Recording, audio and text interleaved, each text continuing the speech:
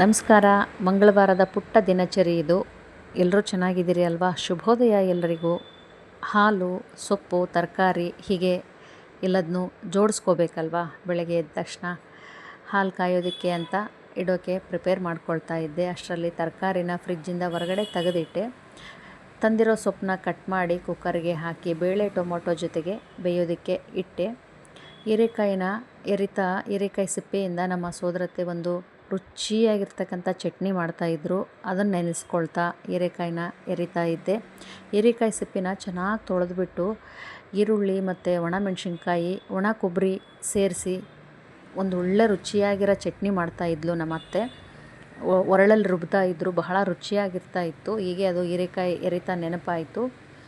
Cooker ಬೇಳೆನೂ whistle ಬಂತು. ಸೊಪ್ಪಿನದು ಬೇಳೆ ಬೇಯೋದಕ್ಕೆ ಇಟ್ಟಿದ್ನಲ್ಲ ಅದು ಕೂಡ. ಅಷ್ಟರಲ್ಲಿ ನಾನು ಹೀರೆಕಾಯಿ ಪಲ್ಯಕ್ಕೆ ಎಲ್ಲ ತರಕಾರಿನೂ ಕಟ್ ಮಾಡಿ ಇಟ್ಕೊಂಡಿದ್ದೆ. ಪಲ್ಯ ಮಾಡುವಾಗ ಎಣ್ಣೆ ಡಬ್ಬ ಎಲ್ಲ ಖಾಲಿಯಾಗಿತ್ತು. ಅದಕ್ಕೆ ಎಣ್ಣೆನೂ ತುಂಬಿಸಿದೆ. ಗೋಲ್ಡ್ ವಿನ್ನರ್ ಆಯಿಲ್ ಬಹಳ ಒಳ್ಳೆಯದು ಊಟಕ್ಕೆ. ಅದನ್ನೇ ಬಳಸ್ತೀವಿ ನಾವು ಯಾವಾಗಲೂ.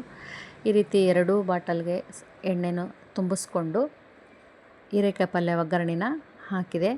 ಹೀರೆಕಾಯಿ ಪಲ್ಯ ಒಗ್ಗರಣೆಗೆ ಹಾಕ್ತಾ ಗುರಳ್ ಪುಡಿ ಹಾಕಿರ್ತೀನಿ ನಾನು ಸ್ವಲ್ಪ ಮೇಲೆ. ಪಲ್ಯ ಎಲ್ಲ ಆದಮೇಲೆ ಗುರಳ್ ಪುಡಿ ಇವತ್ತು ಖಾಲಿಯಾಗಿತ್ತು. ನಾನು ಗುರಳ್ ಪುಡಿ ಮೊನ್ನೆಯಿಂದ ಮಾಡಬೇಕು ಅಂತ ಅಂದ್ಕೊಂಡಿದ್ದೆ. ಸ್ವಲ್ಪ ಬ್ಯುಸಿಯಾಗಿದ್ದೆ.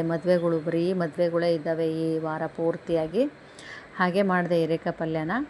ಮತ್ತು ಸ್ವಲ್ಪ ಶೇಂಗಾ ಚಟ್ನಿನೂ ಮಾಡಿದೆ. ಬೆಳ್ಳುಳ್ಳಿ, ಉಪ್ಪು, ಕೊತ್ತಂಬರಿ ಸೊಪ್ಪು ಎಲ್ಲ ಹಾಕಿ. ಅವ್ರಿಗೆ ಒಂದು ಚಟ್ನಿ ಬೇಕೇ ಬೇಕು ಊಟದ ಜೊತೆಗೆ, ಅಂದರೆ ರೊಟ್ಟಿ ಜೊತೆಗೆ. ಹೀಗೆ ಅವರಿಗೆ ಬಿಸಿ ಬಿಸಿ ರೊಟ್ಟಿನ ಬೇಯಿಸ್ಕೊಟ್ಟೆ. ಗಟ್ಟಿ ಮೊಸರು, ಹೀರೆಕಾಯಿ ಪಲ್ಯ, ಶೇಂಗಾ ಚಟ್ನಿನೂ ಊಟ ಮಾಡಿದರು. ಮಧ್ಯಾಹ್ನ ಸಾಂಬಾರು ಮಾಡಿದೆ, ಅನ್ನನೂ ಮಾಡಿದೆ. ಸ್ವಲ್ಪ ಬಟ್ಟೆ ಒಗೆಯೋದಿತ್ತು ಇವತ್ತು, ಹಾಗಾಗಿ ಕೆಲಸ ಎಲ್ಲ ಲೇಟ್ ಆಯಿತು. ಬಟ್ಟೆನೆಲ್ಲ ತೊಳೆದು ತಲೆಗೆ ಡೈ ಹಚ್ಕೊಂಡಿದ್ದೆ. ಯಾವಾಗಲೂ ಮೆಹಂದಿ ಹಚ್ಕೊಳ್ತಾ ಇದ್ದೆ. ನನ್ನ ಸಣ್ಣ ಮಗ ವಿಡಿಯೋ ಕಾಲ್ ಮಾಡಿದಾಗೆಲ್ಲ ಮಮ್ಮಿ ತಲೆ ಕೂದಲು ಫುಲ್ ರೆಡ್ ಆಗಿಬಿಟ್ಟಿದ್ದಾವೆ, ನೀವು ಬ್ಲ್ಯಾಕ್ ಡೈ ಯೂಸ್ ಮಾಡಿ ಅಂತ ಹೇಳ್ತಾ ಇದ್ದ. ನನಗೆ ಡೈ ಸ್ವಲ್ಪ ಅಲರ್ಜಿ, ಆದರೂ ಮಗ ಹೇಳಿದ್ದಾನೆ ಅಂತ ಹೇರ್ ಡೈ ಹಚ್ಕೊಂಡೆ ಬ್ಲ್ಯಾಕ್ ಕಲರ್ದು. ಮಧ್ಯಾಹ್ನ ಅವ್ರಿಗೆ ಊಟ ಮುಗಿಸಿ ನಾನು ಪೂಜೆನೂ ಮುಗಿಸ್ದೆ. ಸ್ವಲ್ಪ ಮಲಗೆದ್ದು ರೆಸ್ಟ್ ಮಾಡಿ ಸಾಯಂಕಾಲ ಮೀಶೋದಿಂದ ಕೆಲವೊಂದು ಆರ್ಡ್ರ್ ಮಾಡಿದ್ದೆ. ಬಂದವು. ಅವನ್ನ ತೆಗೆದು ನೋಡಿದೆ.